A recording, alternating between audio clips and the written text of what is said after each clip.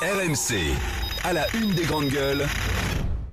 Président, un mot sur la semaine de grève. Ne lâchez pas avec la SNCF. Vous inquiétez pas. Voilà, ne vous inquiétez pas, a dit Emmanuel Macron. Visiblement, au Touquet, on est plutôt pro-Macron et en tout cas, on soutient Macron dans ce bras de fer engagé avec les cheminots. C'est Macron contre les cheminots et ça a commencé. Alors, le problème, c'est que c'est surtout la galère pour les voyageurs, pour les Français. Un mardi noir, suivi demain d'un mercredi noir, avant que cela recommence dimanche et lundi prochain. Ensuite, ça sera vendredi et samedi et cela jusqu'au mois de juin. Les Français résignés, sont partis plus tôt pour se retrouver ensuite bloqués dans des bouchons monstres. Heureusement qu'il n'y a pas une journée sans voiture organisée par Anne Hidalgo aujourd'hui à Paris, ça serait embêtant. Je me disais, quand est-ce qu'il va citer Anne Hidalgo ? C'est un jeu. C'était pour faire plaisir. Et le gouvernement tiendra bon, a dit ce matin Madame Borne, la mise des transports à Jean-Jacques Bourdin. Donc on est parti pour un long mouvement parce que la CGT joue gros, on le sait, la SNCF c'est l'un des derniers secteurs où la CGT est puissante. Macron ne peut pas lâcher, sinon son quinquennat s'arrête là, il ne pourrait plus rien faire ensuite. Donc la question qu'on vous pose, est-ce que la France peut tenir ? Est-ce que les Français vont pouvoir tenir pendant 3 mois de grève, 36 jours précisément de grève, puisque rappelons-le, le principe c'est 2 jours de grève et ensuite 3 jours travaillés à la SNCF. 3216 rmc.fr pour en parler avec les Gigi. Joël. Quand la France peut tenir, est-ce que en tant que salarié, tu peux tenir en ne sachant pas à quelle heure tu vas arriver au boulot, en ne sachant pas si tu vas pouvoir rentrer le soir à l'heure pour aller récupérer ton enfant ? Est-ce que économiquement ça peut tenir ? Surtout que les personnes qui gardent ton enfant subissent également la même galère. Exactement. Donc tout est impacté. C'est pas juste de savoir à quelle heure tu vas prendre ton train, c'est de savoir à quelle heure tu vas rentrer, c'est de savoir comment tu vas t'organiser avec tes enfants. Et tout ça, c'est un vrai casse-tête. C'est un vrai casse-tête. Pour moi, personnellement, tu vois, par exemple, je te prends la journée d'aujourd'hui. Je suis avec vous ce matin, donc j'ai dû partir 1 heure à l'avance par rapport à mon horaire habituel je prends la RATP. Je prends la RATP, mais le problème c'est que c'est pas que la SNCF, c'est que les gens qui ne peuvent pas prendre du coup leur RER, parce que quand tu es en banlieue proche, des fois tu as le choix entre le RER et la RATP, et donc tu choisis souvent le RER parce que ça va beaucoup plus vite que de faire 45 minutes pour arriver au centre de Paris, ce que tu peux faire en 20 minutes avec le RER. Ils se déportent sur les lignes RATP. Donc du coup, tout ça c'est engorgé, donc tout est impacté. C'est pas juste le train, c'est le métro qui est impacté. Là, juste après, moi j'avais un rendez-vous. J'ai un rendez-vous parce que je suis en pleine création d'entreprise et j'ai un rendez-vous avec un fournisseur qui lui devait venir de Saint-Nazaire. Tu vois. Et donc tout ça c'est remis en cause. Je sais pas à quelle heure. Je sais pas comment articuler tout ça. Donc c'est un vrai casse-tête. Et sur 3 mois, honnêtement, je ne vois pas comment sur 3 mois on peut s'organiser sur 3 mois. Surtout que le calendrier, il est un peu entre guillemets bâtard. C'est-à-dire qu'on nous dit 2 jours, 3 jours, mais c'est pas 2 jours. Tu dis c'est lundi, mardi, et puis après c'est le reste. Non, il faut avoir un calendrier chez soi que tu affiches sur ton frigo, comme ton calendrier de l'année. Non mais c'est vrai. Oui, c'est vrai. Sur lesquels tu vois tel jour. Ah oui, alors là cette semaine c'est vendredi et samedi, et puis l'autre c'est mercredi et jeudi. Il faut arrêter. C'est pas 2-3 jours, c'est 3 mois pleins et entiers qui vont être impactés. Et moi, j'ai envie de savoir comment ça va tourner. Je pense également au pont du mois de mai. Non, mais c'est pour vous dire que j'avais réservé des vacances. Ah oui, il y a les vacances qui démarrent. J'avais réservé quelques jours sur le pont de l'Ascension. Et donc, j'ai payé l'hôtel, bien sûr. Et donc, au moment de prendre les billets, je me dis, mais qu'est-ce que je vais faire avec mes billets ? Imagine, j'ai pas de train. Comment je peux faire ? Donc, tout ça, je suis en train de penser à annuler cette réservation. Et je pense que plein d'hôtels et le tourisme va être impacté. C'est un chamboulement professionnel, personnel. Oui. Bah oui, parce que sans transport, tu peux rien faire. C'est l'oxygène de l'économie et du pays. Le transport, c'est le système nerveux. France peut tenir, toi. Ah mais non, mais il n'y a pas un pays développé qui peut vivre sans transport public. Partout dans le monde, quand il y a une grève du transport aérien aux États-Unis, il n'y a plus d'activité économique. En France, c'est le train parce que c'est l'outil pertinent pour aménager l'espace, notamment en Île-de-France. Bon, non, le pays ne survit pas à une grève des transports, faut le dire très clairement, parce que les gens ne peuvent pas aller travailler, l'activité est au ralenti. Pensez également au fret. Le fret, c'est par exemple le transport par le rail des matières première périssable pour le secteur de l'industrie agroalimentaire. Sans ravitaillement, il n'y a plus d'activité industrielle non plus. Donc ça se traduit par quoi? Par du chômage technique, par des arrêts d'activité de production. Donc ça a des conséquences multiples. Un pays ne vit pas aujourd'hui sans un réseau efficace de transport public, et en France, c'est notamment le train. Donc, me dire que ce soit les salariés ou l'économie du pays, personne ne peut se payer le luxe de tenir 3 mois comme ça. Ah non, mais il faudra s'arrêter beaucoup plus vite que prévu. Moi, je te dis qu'au bout d'une semaine, mais je ne tends pas 3 mois, je te dis qu'au bout d'une semaine, les effets induits d'une grève des transports publics se font sentir sur l'économie du pays. C'est-à-dire que non seulement la SNCF perd 1 million d'euros par jour, mais ce sont des milliers d'heures de travail, des millions d'heures de travail et de production qui seront détruites. Et j'écoutais ce matin Madame Borne, je regrette, je vais le dire très clairement, je regrette que la ministre des Transports soit hors sujet. Ce matin, Madame Borne, sur RMC et BFM, avec Jean-Jacques Bourdin, était invitée à répondre à une question simple, qui est celle de la responsabilité de l'actionnaire. Au fond, elle représente l'actionnaire. L'actionnaire, c'est l'État. L'État est responsable, c'est nous. Mais c'est elle d'abord, parce que c'est elle qui peut prendre des décisions. L'État doit prendre une décision décisive sur la dette. Il fallait dire ce matin très clairement que l'État s'engage à jouer son rôle, le rôle de l'actionnaire, qui est de désendetter l'entreprise. Elle a tourné autour du pot pendant 10 minutes, un quart d'heure, en disant « Ah oui, on va jouer... » Parce que les négociations... l'autorisation de le dire. Parce que les négos sont en cours. Mais Étienne, pardon, mais c'était prendre les choses dans l'ordre. Tu peux pas demander, l'actionnaire peut pas demander aux salariés de faire des efforts si lui-même n'en fait pas. Mais je te rappelle quand même que dans une négociation, faut être deux. Et dans une négociation, il faut avoir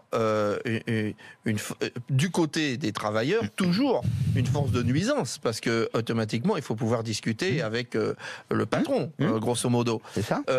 Et on sait très bien comment tout cela va se terminer. C'est-à-dire que ce que vous dites, effectivement, le fait que le pays va perdre du fric, que la SNCF va perdre du fric, que les gens vont être super emmerdés, ça, tout le monde le sait. Et donc, à commencer par la SNCF. Tout le monde ne le mesure pas. Mais je pense que les travailleurs de la SNCF le mesurent bien, et surtout le gouvernement le mesure bien. Et que ils savent très bien. Mais si. Philippe Martinez s'en fout, comme de l'entendre. Mais non, je suis pas d'accord. Ils savent très bien que l'État va être obligé de négocier peu à peu. Ce que tu dis, la reprise de la dette, ça va certainement se faire après négociation, c'est-à-dire que l'État va craquer un petit peu, puis il va craquer encore en dépit de ce qu'a dit Monsieur Macron dans sa voiture, qui rappelle un peu le coup de Sarkozy avec le Karcher. Il va craquer un petit peu, et puis il va recraquer un petit peu, et la grève durera pas 3 mois, elle va durer le temps qu'on trouve un terrain de négociation, un terrain d'entente. Et effectivement, une grève, c'est fait pour chier les gens, emmerder le monde. Mais non, attends, laisse-moi terminer. Ça, c'est la doxa française. Mais c'est fait. C'est la doxa française. Une grève en Allemagne, c'est pareil. Hein, il n'y a pas de grève en Allemagne. Mais si. Arrête, ne dis pas n'importe quoi. Il n'y a pas de grève en Allemagne. Pourquoi il y en a très peu, Étienne? Pourquoi il y en a très peu? Parce que les syndicats et la direction négocient avant, se mettent autour d'une table avec l'obligation. Quand il y en a une, elle est très dure. Avec l'obligation. Oui, parce que forcément, parfois, ça n'arrive pas. Mais nous, on fait des grèves tout le temps. Avec l'obligation de résultat. En France, c'est l'inverse. C'est-à-dire qu'on commence ces grèves avant même une concertation, parce qu'on fait des grèves préventives, on fait des grèves rapport de force. Donc c'est une doxa de faire croire qu'il faut emmerder les autres pour obtenir gain de cause. C'est une grève rapport de force, et je pense qu'elle durera pas 3 mois, et je pense qu'elle va amener le gouvernement à négocier relativement rapidement, parce qu'effectivement c'est intenable, et que les agents de la SNCF vont obtenir une part de ce qu'ils demandent, et le gouvernement va s'en tirer la tête haute comme d'habitude, et les agents de la SNCF vont s'en tirer la tête haute aussi. Ce que disent, j'écoutais des cheminots ce matin qui sont en grève, et on en aura un tout à l'heure à 11h20, ils disent mais comprenez qu'on ne fait pas grève que pour nous, on fait grève aussi pour vous. Ça, c'est un deuxième sujet.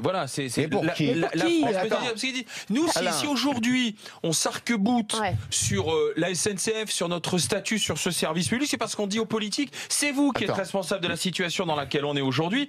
Et si nous faisons grève, c'est pour l'amélioration de ce service, mais pas comme vous l'entendez. On fait grève pour les clients, pour les usagers. Rappelons un point précis, c'est que le système actuel conduit au surendettement. Le système actuel conduit à l'affaiblissement ou à l'attrition de la SNCF. Qu'est-ce qui va se passer ?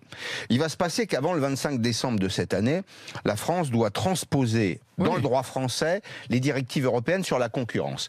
La SNCF aujourd'hui n'est pas compétitive. Pourquoi elle n'est pas compétitive ? Parce qu'elle traîne un stock de dettes, c'est vrai, mais aussi parce qu'il y a le statut des cheminots qui représente 20% de perte de productivité, c'est les règles d'engagement, le statut, ce qu'on appelle le 6-9, on ne va pas rentrer dans le détail, mais le manque de souplesse et de polyvalence. Bien.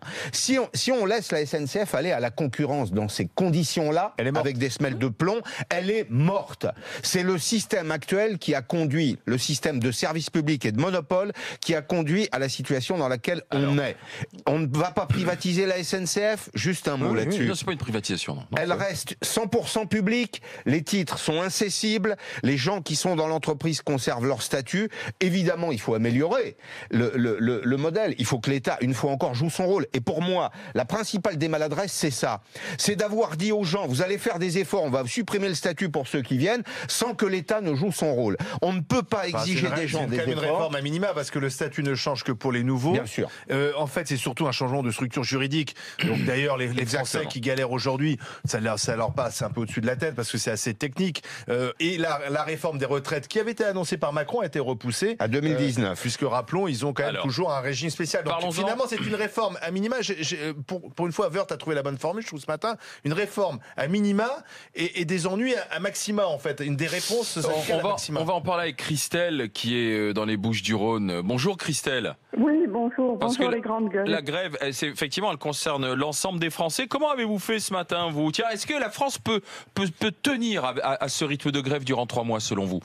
Écoutez, donc moi, actuellement, on va dire aujourd'hui, je suis pas impactée parce que je travaille de chez moi, mais j'ai une société, en fait, je loue des logements dans le tourisme sur la Savoie, et moi, c'est vrai que la plupart de mes clients beaucoup sont parisiens, et donc vont venir pour les vacances de Pâques en TGV.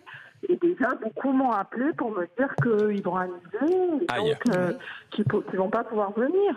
Donc, donc moi, je suis une petite entreprise, je loue seule, j'ai beaucoup de charges. Franchement, si là, moi, mon chiffre d'affaires s'effondre, ça va être la catastrophe, quoi. Ah oui, d'accord. Oui. Pour vous, il y aura un impact. Vous me dites pas que ça sera jusqu'à mettre la clé sous la porte, quand même, Christelle. Écoutez, si ça dure 3 mois, ça va être compliqué, quoi. Et quand les syndicats de cheminots vous disent, mais on fait grève pour vous, en quelque sorte. Non, mais ça... Pas pour les chefs d'entreprise, visiblement. Alors ça, franchement, moi, vous voyez, je suis outrée d'entendre un discours pareil. En fait, si vous voulez, pour moi, ces gens, ce sont les mieux lotis. Et quand vous regardez, qu'il y a dans la rue, c'est souvent... Alors après, c'est vrai qu'il faut pas... Mettez-vous bien devant le téléphone, Christelle, pardon, parce qu'on vous perd un peu là. Bah, oui, pour moi, ces gens, ce sont les mieux lotis au niveau de la France. Et ce sont eux qui sont dans la rue. Alors, parce que moi, vous voyez, j'ai un oncle qui était conducteur de cheminot, conducteur de TGV. Bon, il est parti à la retraite à 51 ans, avec 3 000 € de retraite. Moi, personnellement, il va falloir que je continue minimum 43 ans, je vais partir à 67 ans. J'aurai au maximum 1 000 € de retraite, et c'est pas pour autant que je suis dans la rue et qu'on fait grève. On a choisi. Christelle, merci de ce témoignage. Christelle, pardon Pascal, mais Christelle, donc vous avez entendu, Christelle dit moi, c'est une toute petite structure, elle est toute seule, elle est dans le tourisme, et si ça continue comme ça, elle mettra la clé sous la porte. Est-ce que la France peut se permettre de tenir 3 mois avec cette grève ? 3216 rmc.fr pour en parler avec les GG. La France peut-elle tenir ? Vous me dites oui à 53% sur Twitter et oui à 55% sur rmc.fr.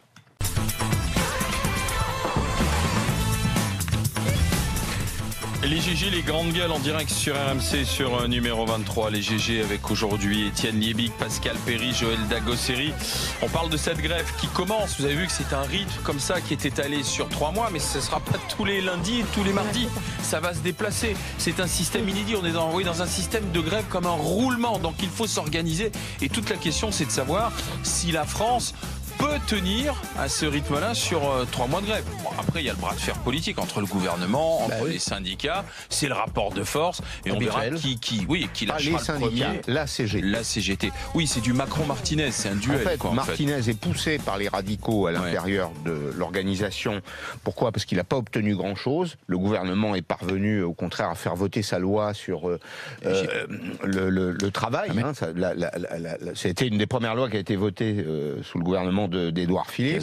On lui reproche à l'intérieur de l'organisation d'avoir capitulé en race campagne, de n'avoir pas été capable de mobiliser les forces syndicales, et donc il joue lui aussi son avenir. N'oublions pas qu'il y a des élections dans le public, dans la fonction publique à la SNCF en fin d'année, et que on n'y prête pas attention, mais c'est décisif dans l'histoire sociale de la France. Pour la première fois, fin 2018, la CGT peut ne plus être le premier syndicat de France, ce qui serait vraiment... Attends, parce qu'elle est en train de nous dire que des millions de voyageurs et de Français vont galérer pour la carrière de M. Martinez. Pour l'avenir de la CGT, la carrière de M. Martinez. Je voudrais juste... Joël, on écoute M. Brocard. 3 minutes. Il se trouve que j'ai eu à travailler... Non, mais tu les soutiens, toi, aujourd'hui? Moi, je soutiens effectivement les grévistes. Parce que tu es impacté, toi aussi, quand même. Bien sûr, comme tout le monde. Parce que tu soutiens les grévistes. Je soutiens les grévistes, oui, en général. Non, je voudrais juste revenir sur quelque chose que moi, il se trouve que j'ai eu à suivre pendant 2 journées des facteurs, une journée et 2 journées en fait des facteurs depuis les réformes puisqu'on se retrouve un peu dans un système, ce qu'on propose, ce qu'on voit à la Poste, c'est-à-dire que les nouveaux arrivants sont dans un nouveau statut, etc. Or moi, ce que j'ai vu, c'est quand même des gens au niveau des facteurs, donc les anciens, effectivement, qui ont un statut assez privilégié, et les nouveaux qui sont embauchés, qui eux, oui, je le dis, mais parce que je suis honnête, et les nouveaux qui sont arrivés, qui eux sont carrément dans un système d'exploitation. D'ailleurs, on leur demande de plus en plus de choses à faire, sans être payés plus, sans aucune formation, de s'occuper des personnes âgées, tout ça, c'est payé, c'est un service payant, mais les facteurs, eux, touchent pas un centime dessus. Ils n'ont pas de prime, moi, la personne que j'ai suivie était à 1180 € et elle devait commencer à 6h du matin, mais elle a commencé à 5h, parce que sinon elle n'arrivait pas à aller au bout. Non, mais c'est les nouveaux embauchés. Ce qui va se passer à la SNCF, c'est exactement la même chose. Je dis juste ça. Je dis juste que les nouveaux embauchés vont se retrouver dans un statut différent des anciens et qu'on pourra effectivement les exploiter à merci. Et je comprends que les anciens se battent pour éviter ce genre de choses. Les anciens se battent pour ceux qui vont arriver. Je pense que ce qui est en train de se passer à la SNCF, c'est quelque chose qui va se répandre de plus en plus. Et alors, moi, je pense qu'il y a une part de responsabilité, effectivement, des anciens qui n'ont pas voulu revenir sur des remises en cause de leur statut. Probablement, je suis honnête avec ça, et qui fait que maintenant, la décision se fait de plus en plus au sein d'une entreprise d'un double statut. Encore une fois, le service public. Non, mais le problème, c'est que le service public n'appartient pas uniquement aux agents et aux syndicats. Le service public, c'est financé par tout le monde. Les gens financent le train, même s'ils ne le prennent jamais. C'est le principe du service public. Les gens financent l'école, même s'ils n'ont pas d'enfants. C'est le principe du service public. Donc, c'est normal. Moi, ce que je comprends pas dans ce pays, c'est que la CGT veut gérer la SNCF. Mais le syndicat n'est pas là pour gérer une entreprise. Le syndicat est là pour voir si les conditions de travail sont respectées, si on peut obtenir effectivement un peu plus la fin du mois, etc.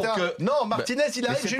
Martinez, il dit j'ai ma réforme. Mais c'est pas à Martinez de réformer la SNCF. L'histoire du mouvement social en France, c'est au lendemain de la Deuxième Guerre mondiale, un accord entre des gaullistes et des communistes pour gouverner le pays.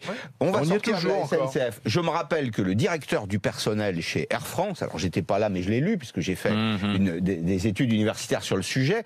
Celui qui était le chef du personnel chez Air France, celui qui embauchait, c'était le délégué CGT. C'est quand il y avait le monopole d'Air France. Parce que les grandes entreprises nationales, pour des raisons historiques qu'on comprend, les grandes entreprises nationales avaient collaboré avec l'Allemagne nazie, il fallait laver l'affront. Gaullistes et communistes se sont mis d'accord pour gérer le périmètre social. C'était vrai chez les gaziers, les électriciens, le transport, les charbonnages, Renault toutes les activités considérées comme stratégiques. Et tout ça, tout recule. Et tout ça, si tu veux, Étienne, ça s'est diffusé dans le temps, tu vois. Joël, et puis on écoute. L'avion est moins cher depuis Joël, je voudrais qu'on écoute Christian Brocard de la Fédération des usagers du transport. Mais sur les anciens statuts, les nouveaux statuts, moi je suis arrivée chez Orange en 2003 à peu près. Et France Télécom était devenue Orange, et puis je travaillais avec des fonctionnaires. Et je t'assure que je n'ai pas constaté de différence de traitement entre moi qui avaient été embauchés sous un statut classique du privé, et les anciens fonctionnaires de France Télécom. Je cravachais pas plus qu'eux, on était vraiment traités de la même manière. Ce que je déplore sur la SNCF, j'ai une belle-sœur qui travaille à la SNCF et qui est gréviste. Et on parlait ce week-end, et je déplore parce que c'est une jeune cheminote, et je déplore l'impact et l'influence que les anciens ont sur les jeunes, c'est-à-dire qu'on leur vend 1995. Il y a des, on appelle ça, en Afrique, il y a des griots, c'est des gens qui ont une tradition orale et qui comptent l'histoire. Et ben il y a des griots à la SNCF qui viennent comme ça et qui chantent aux oreilles des petits jeunes,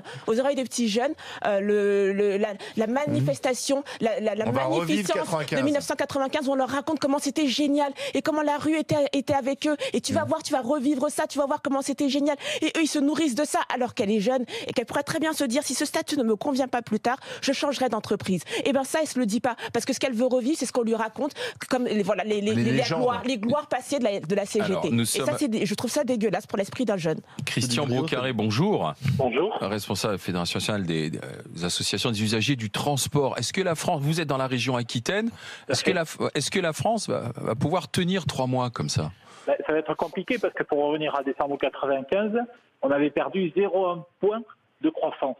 Donc si on extrapole, on va perdre 1 point de PIB avec une grève de 3 mois. Et c'est quoi? Parce que ça va toucher certes les clients de la SNCF, et je donne bien le terme de clients parce que il faut savoir, bon, certes c'est des clients captifs, mais la SNCF est une entreprise et elle a des clients, alors que ce soit des chargeurs ou que ce soit des voyageurs. Et ça va être catastrophique. Et en plus, même pour l'image de marque de la SNCF, parce que la concurrence, elle y est déjà. Bon, on le voit, il y a les autocars, il y a le covoiturage. On peut revenir sur l'exemple allemand et on pourrait suivre l'exemple allemand. La DB a gardé la grande... Oui, quand je dis les chargeurs, c'est le fret. Et la DB a gardé la grande majorité du marché. Tous les grands monopoles qui se sont ouverts en Europe, que ce soit l'électricité, le gaz, le téléphone ou le ferroviaire, l'opérateur historique a pu regarder la primauté. Mais ce qu'il faut bien voir, c'est que il faut quand même qu'il y ait une qualité qui augmente, parce qu'aujourd'hui, sur un TER en France, une fois dans la semaine, vous êtes sûr d'arriver en retard. Alors c'est ça le problème, c'est que moi je pense que le gouvernement n'est pas bon dans l'explication de cette réforme. Qu'est-ce que ça va améliorer pour les voyageurs, pour ceux qui prennent le train et notamment le train du quotidien?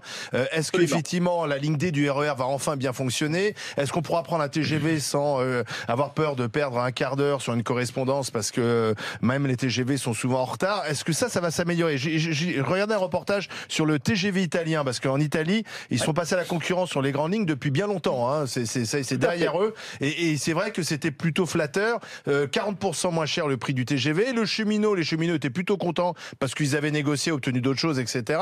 Donc ça, le gouvernement n'a pas fait la pédagogie en fait de cette réforme. Il a tapé sur les agents SNCF. Question, Monsieur Broccaré, parce que là vous dites il va y avoir un impact sur l'économie. C'est une connerie, ça. Mais simplement, comment est-ce que les clients, les salariés vont s'organiser si ça dure 3 mois? Ça, c'est terrible, Monsieur Broccaré. Ah ben tout à fait. Ça, et en plus, de toute façon, bon, si vous voulez, nous on le voit dans les associations. Bon, les abonnés, ils ont l'habitude, ils font du covoiturage quasiment de façon automatique, parce qu'il ne faut pas oublier qu'en France, on est quand même dans le ferroviaire des spécialistes de la grève. On a quand même vécu, en moyenne, on prend entre 30 et 40 jours de grève par an. Oui. 30 et 40 jours de grève par an. Un mois et demi. Je suis sûr de mon chiffre, parce que vous ne le voyez pas systématiquement, parce que c'est un jour par-ci, c'est un jour par-là. Voilà. Mais après, ce qui va être le pire, ça va être les usagers les plus fragiles, les clients les plus fragiles, c'est-à-dire les gens qui n'ont pas de moyens de transport. Et en province, c'est souvent, parce que souvent les grandes villes exportent leur pauvreté à l'extérieur. Et puis, il faut voir aussi que les examens, les partiels commencent. On arrive dans la période d'examen, et les étudiants ou les lycéens vont être impactés. Donc, il va falloir que les parents, même s'il n'est pas touché par la grève directement, parce qu'il habite à côté de son travail ou qu'il a un véhicule, il va être obligé, pour assurer l'avenir de son enfant, de payer un hôtel. Oui, ou de l'amener pour être sûr. Et puis, vous parliez du TGV, mais je veux dire, moi je le prends souvent pour faire Bordeaux-Paris. Je vais venir, même si c'est une réunion associative et que je n'ai pas d'obligation très importante, je prends toujours le TGV d'avant, parce que comme ça, même si je suis à 2 heures de Paris, je suis sûr d'être à l'heure. Merci M. Broccaré, merci d'avoir été avec nous. Lionel, bonjour Lionel. Oui, bonjour. Oh là, revenez près du téléphone, mon cher Lionel, parce qu'à moins que vous habitiez dans la cathédrale de Chartres. Lionel, dites-moi alors, est-ce que la France va tenir bon durant ces 3 mois? Alors, donc, je pense que la France devrait pouvoir tenir bon. Si on se réfère, donc, on parle beaucoup des anciennes grèves et d'un peu de l'ancien temps de la SNCF. Je tiens juste à rappeler qu'en France, on n'a peut-être pas de pétrole, mais on a des idées. Donc, je pense que nous trouverons des idées quand même suffisantes pour pouvoir s'adapter à la situation. Si on n'y arrive pas, c'est que la France doit couler, hein, je veux dire, elle mérite pas mieux. Est-ce qu'on avait besoin de ça? Parce qu'on ne peut pas dire que notre économie soit si florissante que cela. Quand je regarde les chiffres du chômage, la croissance, elle repart, mais c'est pas non plus encore. Est-ce qu'on a besoin de ça? Est-ce qu'on a besoin de se plomber, de se tirer une balle dans le pied, en fait? Alors, c'est évident que, vu la situation économique actuelle, forcément, c'est pas forcément l'idéal, on est d'accord. Mais quoi qu'il en soit, je pars du principe qu'ils sont surtout un garde-fou. Un garde-fou sur, on va dire, un monde capitalisé, sur justement un avenir capitalisé, sur des retraites capitalisées. Ils sont sensiblement un garde-fou, c'est-à-dire qu'ils peuvent servir de maître étalon pour éviter justement qu'on rentre dans le tout capitalisation. Tout simplement. Enfin, vous savez que le système des retraites des cheminots, c'est pas un reproche que je leur fais parce que ça fait partie de leur contrat de travail, ça coûte 3,2 milliards d'euros chaque année au régime général. Tout le monde paye. Il faut bien du capital. Là. Et pourquoi? Parce qu'il y a un déséquilibre démographique, il y a 150 000 cotisants pour plus de 300 000 ayants droit, bénéficiaires, pensionnés si vous voulez. Donc c'est normal, c'est dans le contrat, mais on peut quand même pas dire que de ce point de vue, les cheminots sont maltraités. Les militaires non plus. On ne parle absolument pas de maltraitance. Ils ont quand même certains avantages, mais sont des avantages attachés à leur contrat. Et c'est pas des privilèges. Mais je comprends pas. Le choix des mots est important. Lionel, j'avoue que j'ai du mal à vous suivre. Ce que vous dites, il faut qu'au contraire, les cheminots tiennent, parce que vous dites aujourd'hui, ils sont le symbole de la résistance face à un monde libéral, capitaliste, qui est en train de bouleverser la société. C'est ce que vous dites, Lionel, c'est ça? Non, alors je mets une scission entre libéral et capital. Le libéralisme n'est pas le capitalisme, et inversement. Le capitalisme est venu bouffer et pourrir le libéralisme. Mais il faut bien des capitaux pour faire fonctionner tout ça. Aujourd'hui, la SNCF perd de l'argent. Tout à fait d'accord. Mais à un moment donné, là, on parle surtout sur un système social et sur ce qu'on pourrait englober dans une forme de dignité humaine. Oui, mais ils vont garder globale. Voilà, et c'est-à-dire que c'est un choix. Nous créons à l'heure actuelle, sur ces 10 dernières années, on a créé plus de 6 000 milliards d'euros pour justement injecter dans la machine économique capitale. J'ai pas envie de dire capitaliste parce qu'on ferait un raccourci un petit peu, voilà. Non, mais ça, c'est du quantitative easing. On a diffusé de l'argent, effectivement, pour relancer l'activité, notamment soutenir la demande. Bon, très bien, mais ça n'a pas de rapport avec la SNCF. Pardon, mais on n'est pas dans un monde ultra-libéral, c'est un monde quand même dans lequel on continue de dépenser beaucoup d'argent pour soutenir l'activité publique et dans lequel, et c'est normal, une fois encore, on paye tous pour le train. Le train ne peut pas être rentable. Il faut le dire très clairement. Il n'est pas fait pour ça. Il est fait pour fonctionner. Il y a deux choses, Étienne. Il y a juste d'un mot. Il y a le réseau physique. Le réseau physique, de mon point de vue, doit rester public, parce que c'est ce qu'on appelle un monopole naturel. Le réseau physique, c'est quoi? Le réseau physique, c'est le rail. D'accord. Le réseau corporel. C'est ça qui est endetté, surtout. Hein. C'est ça qui est endetté, mais ça peut pas produire de revenus, parce que si on fait payer des péages au vrai prix, au coût de production réel, non mais personne ne montera dans le train. En revanche, la concurrence, je termine juste là-dessus, elle est possible sur l'activité de transport. Voilà. De la même façon que le monopole de production nucléaire en France est resté à EDF, mais il y a des opérateurs alternatifs qui peuvent vendre de l'électricité. Sur les autres formes d'énergie, par exemple, parce que les choix ont été en accord. C'est du nucléaire. C'est un véritable... Si, c'est dû au nucléaire et c'est dû au lobby nucléaire. C'est une très mauvaise illustration. 3 mois de grève. Justement, c'est exactement ça. La France peut-elle tenir? Oui, 55% sur Twitter, oui, 53% sur rmc.fr, mais on voit que c'est assez partagé. Merci à Lionel d'avoir été avec nous, d'avoir nourri la discussion. Dans un instant, les GG veulent savoir pourquoi on n'a pas de service minimum. 32-16 pour en parler avec les grandes gueules.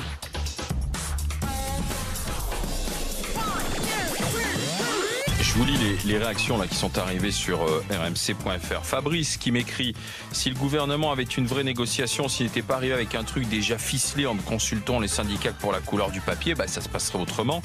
Pierre-Louis nous dit: pauvres Parisiens qui se plaignent de ne pas avoir de transport public. Mais comment font les gens des petites villes qui n'en ont jamais tout au long de l'année? Parce que les bus, il n'y en a pas, parce que les petites lignes de train ont disparu, alors, parce que 23 millions de Français sont dans les grandes villes. Comment font les autres?